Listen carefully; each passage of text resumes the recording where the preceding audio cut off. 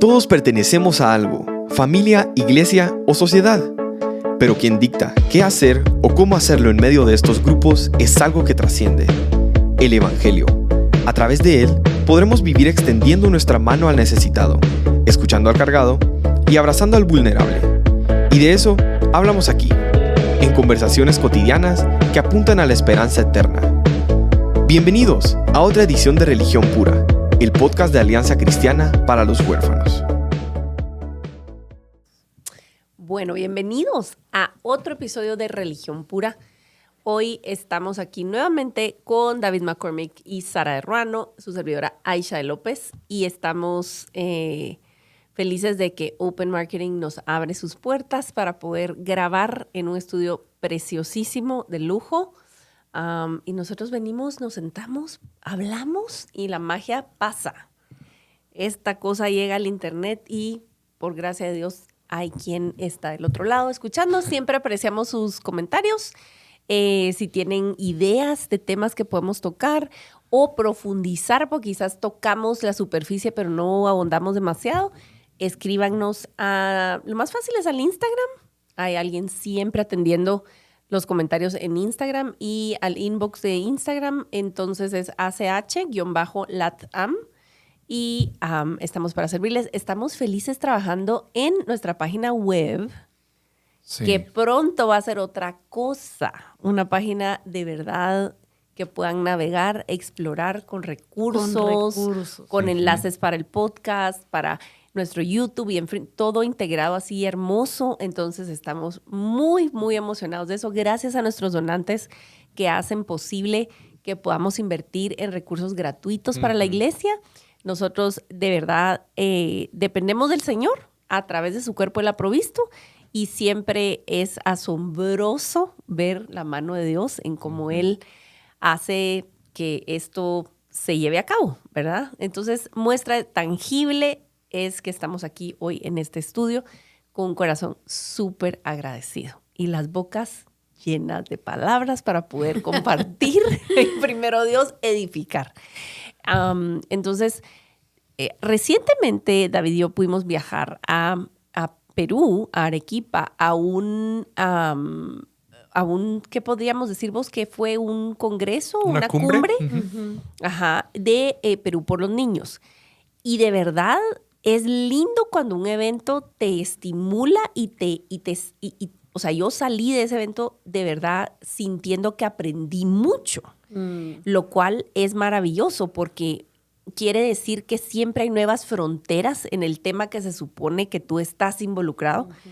Y parte de lo que más nos animó a nosotros y más nos enseñó y nos afirmó en lo que creemos que Dios nos está llamando a hacer como equipo es escuchar las exposiciones sobre las investigaciones que se están haciendo en torno a niñez vulnerable y sus familias, ¿verdad? Uh-huh. Estudios muy serios, estudios que empezaron a llevarse a cabo hace unos 6 años, creo que dijeron, en muestras grandísimas de miles de personas, desde niños hasta jóvenes y adultos que fueron adoptados y gente que creció en los sistemas de protección de varios países de Latinoamérica. Y quizás, David, me gustaría que partamos de una estadística que nos choqueó, a pesar que sabemos la realidad en general. O sea, uno mira la situación en Guatemala y vos decís, sí, yo esta me la sabía, pero a ese nivel, con esa certeza, todavía no. Entonces, quizás vos puedes hablar acerca de ese 95%. Sí, no, y tal vez es importante regresar un poco también cuando se lanzan estadísticas sobre los huérfanos. En primer lugar, tenemos que aclarar definiciones. ¿Qué es un huérfano? Totalmente. Que muchas veces se pone como un niño que padece de un padre o una madre, ¿verdad? Que es muy general. Hay muchísimos niños que sus papás están, o no sé, no viven juntos y carece pues de la presencia de uno de sus padres. Pero había estadísticas de UNICEF que 230 millones de huérfanos en el mundo. ¡Ay, qué abrumador! Qué montón, y la verdad, La verdad es que cuando nos dicen números tan abrumadores, muchas veces el resultado para nosotros es indiferencia. Te desconectas de qué voy a hacer yo con eso. Exacto, porque es demasiado. Es demasiado. Incluso si yo te digo, hay 5,000 niños en Guatemala viviendo en hogares de protección, es como, wow, qué montón. Pero si yo dijera, hay un niño de tu residencial que está viviendo en un hogar de protección, o un niño, ¿cómo se llama? ¿Quién es? ¿Cómo se ve? Entonces ya lo aterrizamos. Entonces hay que tener cuidado cuando hablamos de números muy grandes. Pero algo interesante de esto es que empezaron a estudiar de estos huérfanos que nosotros podríamos decir, 95% de ellos tienen familia extendida. Es decir, lo que nosotros nos acostumbramos a pensar que la gran necesidad de los huérfanos realmente a nivel real es la gran minoría de niños. Ahora, yo no estoy diciendo que entonces no vale la pena. Para esos 5% de niños, también hay billones y billones de dólares que se donan todos los años para proteger a estos niños, que claro que hay que hacerlo. Estoy a favor de la protección de estos niños, ¿verdad? Yo obviamente siempre, y tal vez es muy idealista, pero quisiera ver una familia permanente para cada niño, ¿verdad? Que se encuentra en ese estado de orfandad, pero sabemos que no vivimos en un mundo ideal. Entonces tenemos, ¿verdad? Tenemos otras alternativas que está muy bien, pero 95%, a mí lo que me llamó la atención es que nosotros estamos muchas veces poniendo mucha énfasis en que la situación ya está así y viendo que, momento, hay que verlo basado de una perspectiva de fortalezas. Y una fortaleza para ese 95% de los niños es que ya tienen familia. No estamos comenzando de cero. No tenemos que llegar a la cena y decir, aquí no hay nada, porque eso es mentira. Para la gran mayoría, casi todos ya tienen algo. Hay alguien. Y no estamos diciendo que todos tienen la abuela perfecta en casa esperando que regrese su nieto. Tampoco lo vamos a idealizar de esa manera porque hay también tías malas y abuelos malos y no todas esas familias son buenas. Pero cuando estamos pensando ya nosotros como la iglesia y grande, ¿verdad? O sea, la iglesia, el cuerpo de Cristo, en donde debemos poner mucha atención es en rodear a estas familias vulnerables, porque no se trata de niños aislados de sus familias separados, se trata de abrazar a familias vulnerables dentro de las cuales hay niños que sí están a punto de ser separados, que sabemos que eso siempre es trauma. ¿Verdad? Entonces, hay que verlo desde otra perspectiva. A veces como los números nos llevan a la indiferencia, pero este número a mí me llevó más a actuar, a pensar, no, yo sí puedo hacer algo con esos números. Yo podría, tal vez en mi iglesia, ayudar a esa abuelita, yo podría ayudar a esa tía para que ella pueda cuidar de sus sobrinos, de sus nietos, ¿verdad? Sí, y también Nicole Wilkie, que es la directora del Centro de Investigación de CAFO, que es Alianza Cristiana para los Huérfanos de Estados Unidos, ¿verdad? Nos estaba contando tras bastidores de que se hizo un estudio accidental, ¿verdad? Un experimento social forzado, digamos, porque durante el COVID, gobiernos que dieron el mandato de los niños regresan o regresan. No podemos tener los orfanatos funcionando como estaban funcionando. Entonces no hubo alternativa y reunificaron a lo bandido, o sea, a la fuerza. Sí. Y lo que han encontrado ahora 2, 3 años después es que, si no estoy mal, David, corregime, pero yo me acuerdo que ella dijo más del 80% de casos, los niños están bien. Y según y sí las han evaluado en sus casas. Y también dice que no es que el 20% esté mal. También hay chicos que ya salieron por mayoría de edad, ya están en otras condiciones o ya no están con la familia. No es decir que 20% está mal. Pero sí, más del 80% evaluaron y los niños se hicieron una reunificación. Y miren, no estamos promoviendo este tipo de reunificación. No. Cualquier trabajador social dice... Sino debería ser una reintegración como parte de un proceso, Sí. con toda una evaluación previa.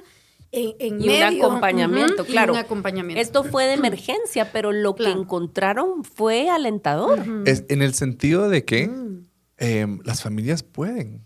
Y a veces hay que o sea, circunstancias han dado, y tampoco quiero como interpretar demasiado del data, ¿va? Porque existe esa información que nosotros no lo estamos inventando, no estamos asumiendo y diciendo, yo siento que, no. Y muchas veces en este campo de trabajar con niños huérfanos es mucho de, pero yo vi, Yo creo. yo siento. Y gracias a Dios hay otras organizaciones que están realizando estudios científicos con pasos que esta señora tiene su doctorado en esto. Para que sea información basada en evidencia. Exacto. Correcto. Y aquí se evidenció de que por lo menos en estos casos, en primer lugar, muchos de los niños, y eso se ha visto y se ve más que trabajo también con hogares en África, la mayoría de los niños tienen familias y se sabe, y las familias incluso lo saben, incluso y muchos de los niños, y no es así en Guatemala. Guatemala es diferente, estoy totalmente consciente, pero los niños sí van de vacaciones con sus familias, es normal. Son otros modelos. Sí, entonces es diferente, pero sí regresaron y no todos los estudios se hicieron en África, o sea, se fueron en diferentes países, pero sí, o sea, las familias muchas veces las satanizamos y dicen, no, esa familia, cuando realmente tal vez lo que necesitan es una segunda oportunidad. Algo, dale, Sarita. Bueno, mira, yo a lo largo de todo este tiempo he escuchado, sobre todo en los años más recientes, esa lucha por desinstitucionalizar, ¿verdad? Reconociendo el daño, el impacto, el efecto de que un niño esté por largo tiempo en una institución. Pero algo que siempre hablábamos desde esos ambientes, desde esas trincheras, ¿verdad? Era que en realidad los hogares no andaban como capturando niños o reclutando niños, no. O sea, los hogares están en respuesta a proteger al niño, ¿verdad? Hacer una medida de protección especial.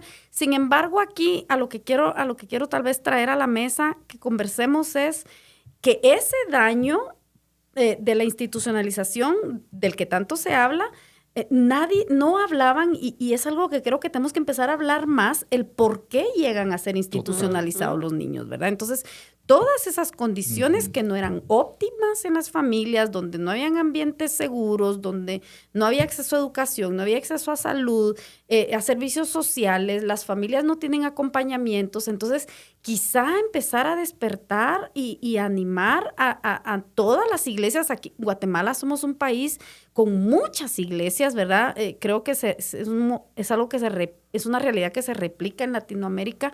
Ya el impacto del evangelio, y hay tantos, en cada iglesia en cada esquina hay una iglesia, ¿verdad? En las comunidades y todo. Entonces, ¿cómo podemos nosotros contribuir a esa prevención, a acompañar a las familias para que no sea el siguiente paso de tener que buscar esa protección especial, ¿verdad? ¿Por qué?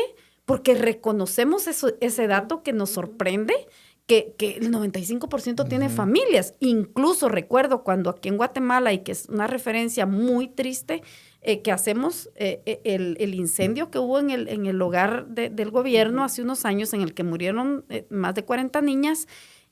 Una de las sorpresas para muchos donantes y colaboradores de los hogares era, mire, pero leímos en las noticias que mamás, y no estoy diciendo la tía, la madrina, la abuelita, no, mamás, estaban desesperadas tocando el portón del hogar, preguntando, mi hija está viva, ¿qué pasó? ¿Qué pasó? Y no había información.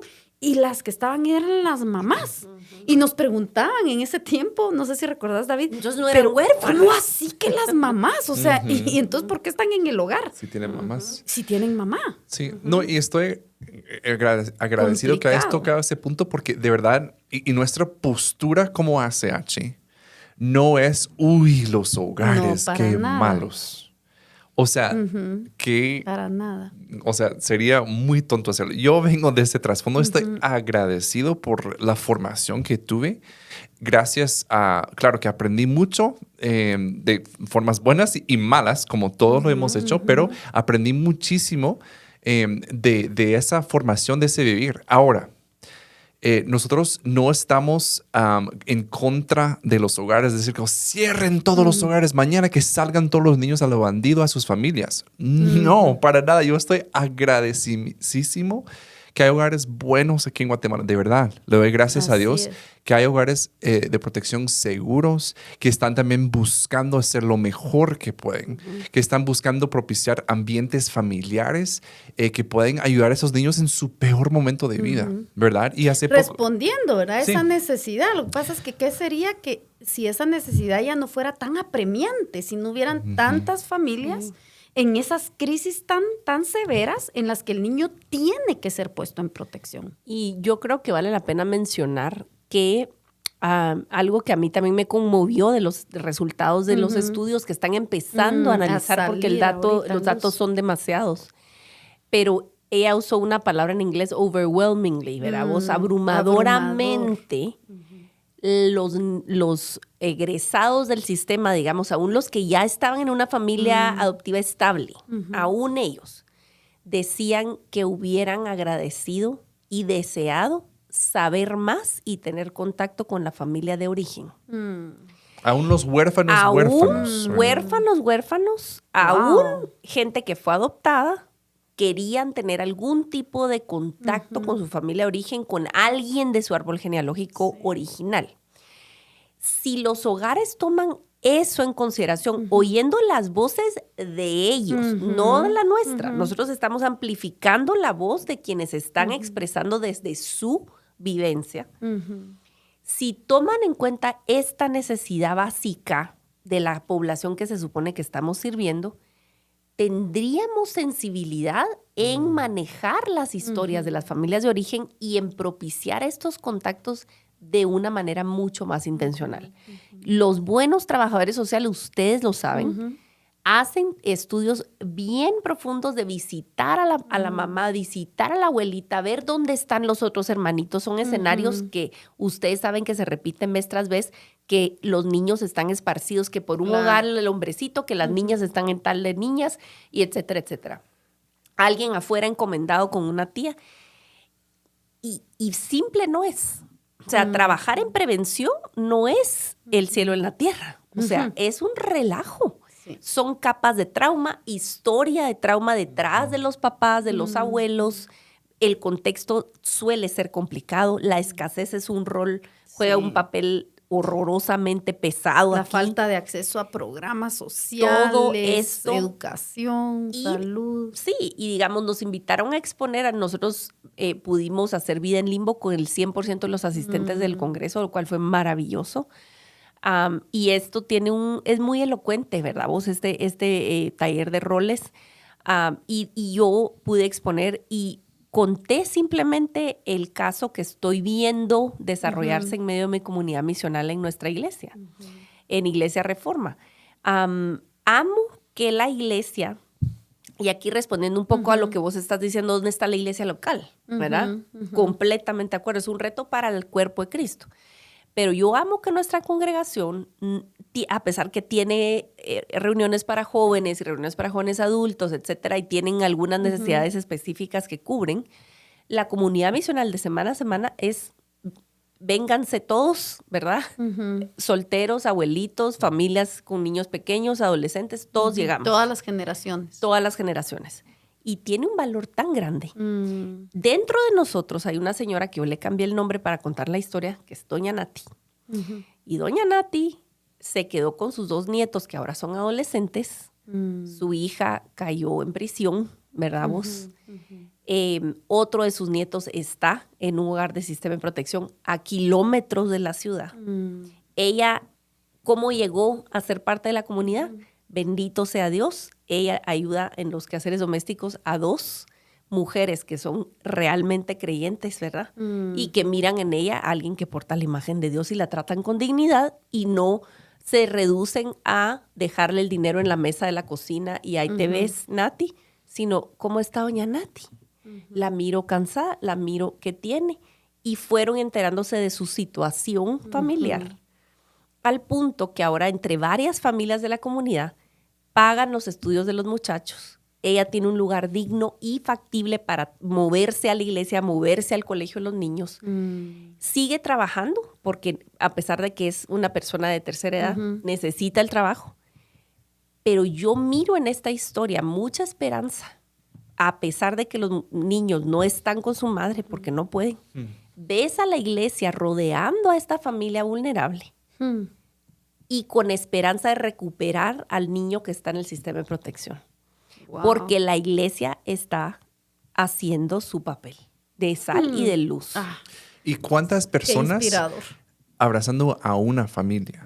¿Verdad? O sea, no es... se trata, una claro, familia. no se trata de que un multimillonario mantiene a doña Nati y a los niños No. y cubre eso. No, miren ustedes, esta semana doña Nati no pudo trabajar, se siente muy mal. Órale, a ver, y entonces agarramos y hacemos un tren de comidas, le decimos. Entonces, tal día yo llevo el almuerzo, tal vos, y todos los días comieron calientito, porque entre todos llevamos la comida a doña Nati esa semana. Veamos, para que no se preocupe esa semana, no, porque es gente que vive al día.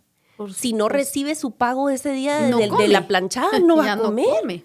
¿Verdad vos? Y los muchachos necesitan seguir. Pero entonces, Qué entre maravilloso todos, la iglesia rodeando una familia. Y si haces números, porque al final lo que pasa es de que como estas ciencias sociales, ¿verdad? Son tan subjetivas, tan cualitativas, pero llevándolo un poco a lo cualitativo, ¿cuántas iglesias hay registradas en un país, en el nuestro?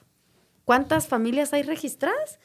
¿Cuántas iglesias hay registradas? ¿Cuántas familias en necesidad? Y si solo pusiéramos no las familias vulnerables de las que estamos hablando, que dónde están, dónde las localizamos, si nos fuéramos a lo que sí tenemos en información, por ejemplo, estos casos de reintegración familiar en las que se hacen procesos, ¿qué pasaría si la iglesia se uniera a los esfuerzos del hogar que está haciendo el acompañamiento a un caso de reintegración? Y toda una congregación con toda la riqueza, dones, talentos, recursos que tiene la iglesia en abrazar y rodear y acompañar y sostener esta familia en este proceso de reintegración, yo creo que veríamos resultados totalmente diferentes. Y tal vez no al instante, ¿verdad? Porque en este caso igual, doña Nati, no es que, ya se resolvió el problema. Lo están viviendo el problema, pero no siguen sola. caminándolo, pero Así no es. sola. Y ese es un asunto bien, yo creo, importante a mencionar con el tema de trabajar en estos campos, ¿verdad? Vos no abogamos por respuestas fáciles. No existe. No, definitivamente. Sea que adoptes, acojas, mentoríes, acompañes a una familia vulnerable, esto es un asunto complicado. Claro. Porque ya hay sucio, pérdida, ya hay quebranto, hay trauma. ya hay trauma. Y es una maratón de largo plazo. Entonces, no vas a esperar que hayan soluciones instantáneas y no vamos a poder tener un testimonio y vivimos felices para siempre en un auditorium, si no oyeron los podcasts pasados, vayan y hablo de los milagreros. O sea, no se vale. No tenemos respuestas así instantáneas. A veces Dios, y a pesar en esos procesos largos, ves a Dios obrando de maneras milagrosas en pequeñas cosas a lo largo del proceso. Y voy a agregar, no solo en la familia que está recibiendo la ayuda. Vemos cómo Dios trabaja en los corazones de todos alrededor de esa familia. Claro. Algo que quisiera compartir con esto también, la semana pasada estuve en Houston trabajando con una organización que trabaja con acogimiento temporal. Y tienen, o sea, para ponerlo así, Houston tiene más niños en el sistema de protección que Guatemala. O sea, es una ciudad tiene más niños que un país en el sistema de protección. En los Estados Unidos hay 400,000 niños en el sistema de protección y 10% están en hogares. O sea, hay más niños en hogares en Estados Unidos que en Guatemala. Por ejemplo, o sea, cuando hablamos de que ya no hay hogares, en todos los países hay hogares. Solo que tienen diferentes orfanatos, diferentes nombres, diferentes funciones y por eso cuando hablamos de un mundo sin hogares no va a pasar. Los hogares siguen siendo necesarios, siguen siendo importantes, la función que realizan es relevante, ¿verdad? Pero tenemos que reconocer también qué más podemos hacer con el tema de prevención y para acompañar a las familias de acogimiento, de adopción, como todas las alternativas para ver que hayan opciones para casos específicos, ¿verdad? Y creo que nadie diría, para resolver esta situación hay que fundar más hogares. Y no digo o sea, espero que se entienda que no estoy diciendo que sea malo, pero creo que el camino hacia el futuro es que tengamos hogares más especializados, mejores, pero también que hay más involucramiento de la iglesia en general. Entonces, en este almuerzo había pastores de iglesias hispanas y tal vez se dice como, bueno, pero están en Estados Unidos. Miren ustedes. Hay comunidades que les comentaba Sara, 99% de la población es latina. O sea, vas y de verdad estás como, estoy en Puerto Rico o sea, es La que estás Habana. en Latinoamérica, pero hay Target. O sea, es como... Pero también entonces son esos niños los que entran al sistema. Exacto, o sea, también... sobre representados en el sistema de protección, los niños latinos. Pero hablando con estos pastores, yo hablaba de diferentes puntos de intervención, en donde hay una intervención ya en acogimiento temporal. Obviamente ahí no es como que es diferente, hay más familias y la mayoría de los niños están en familias, que a mí me parece excelente, ¿verdad? Tiene sus falencias el sistema, claro, pero estamos hablando de que ellos no podrían optar eso. Un pastor decía en una iglesia que la mayoría son ecuatorianos, decía 95% de los miembros no tienen papeles. No. Obviamente no van a poder ser familias de acogimiento temporal, pero ellos veían, nosotros estamos donde están naciendo los problemas. Exacto. Entonces pudimos animar a estos pastores no a que abran orfanatos, no a que abran sus casas como familias de acogimiento temporal, No se puede. pero que amen, que Que hagan abracen prevención. a las familias que tienen, porque nos decían, es que eso ya estamos haciendo. Yo, claro que sí, ya lo están haciendo. El objetivo de este almuerzo es que tú eleves la vista y que puedas ver que esa iglesia, que claro, que no compartes todo a nivel doctrinal, pero puedes compartir recursos con ellos. Porque esa iglesia tiene muchos más psicólogos que tú. Y esa iglesia tiene más recursos. Y esa iglesia tiene un campus. Ustedes no lo tienen porque alquilan una escuela. Ellos tienen esto.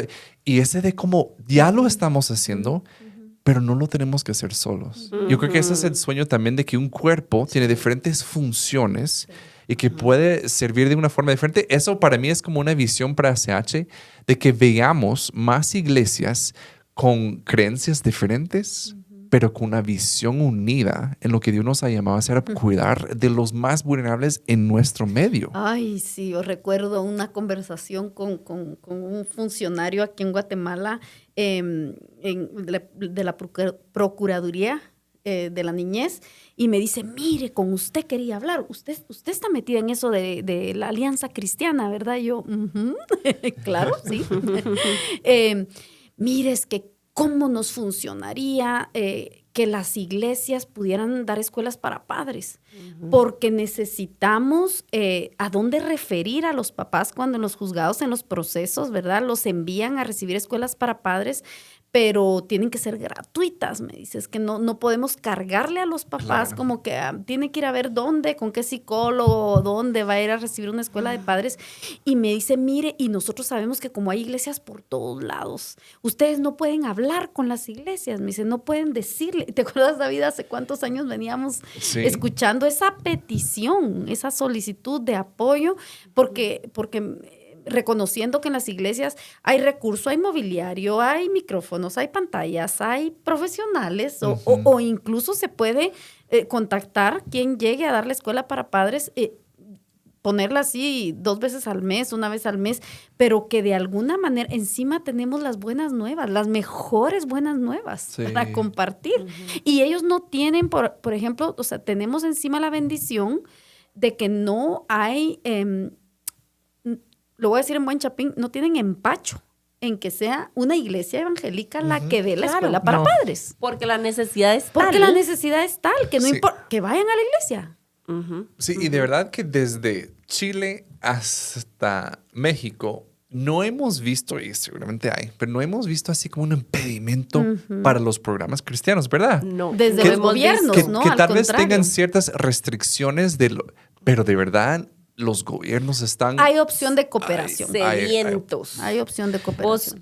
un caso extremo que vimos, fuimos a visitar un hogar de transición para adolescentes y jóvenes adultos en Chile. y de verdad extremo, de que en Chile ya la ideología de género y todo ese rollo, lleva adelantado. Y había un chico que se identificaba como chica, ¿verdad? En ese hogar, y nos advirtieron, este grupo cristiano que entró, nosotros entramos con ellos, dijeron, miren, pues fulanito, ¿verdad? Se llama fulanita, y entonces nosotros lo que queremos es acompañar y estar a largo plazo, entonces preferimos pues tratar con dignidad y amar y todo, y no tenemos problema con que esté, ¿verdad? En los talleres que damos, no sé qué. Pero mira, impresionante cómo el gobierno le ha dicho a estas agrupaciones de voluntarios, miren, no sabemos qué ustedes están haciendo allá dentro de esos hogares de transición, pero síganlo haciendo porque hemos visto un cambio en la conducta. Wow. Mira vos, ¿qué llegan a hacer? Sentarse con ellos, hacen manualidades, platican, conectan. Miran una película, pero les dejan abrir la Biblia. Vos leen pasajes de la Biblia explícitamente.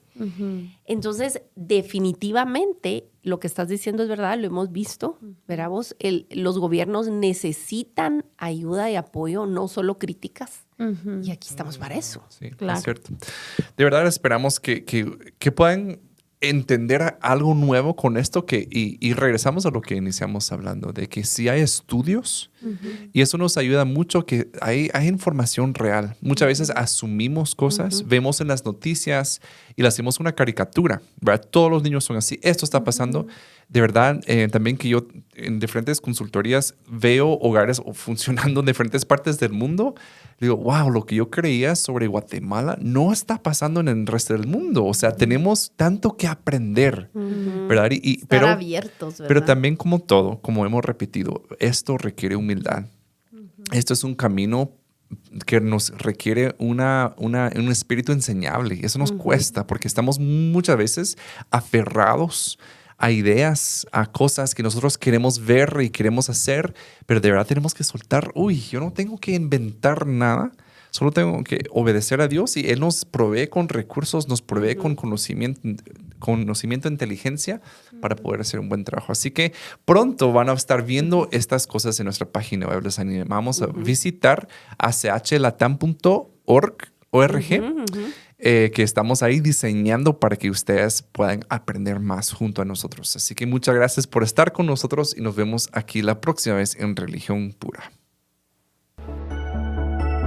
La religión pura y sin mancha delante de nuestro Dios y Padre es esta: visitar a los huérfanos y a las viudas en sus aflicciones y guardarse sin mancha del mundo. Gracias por acompañarnos en otro episodio de Religión Pura. Síguenos en nuestras redes como Alianza Cristiana para los Huérfanos.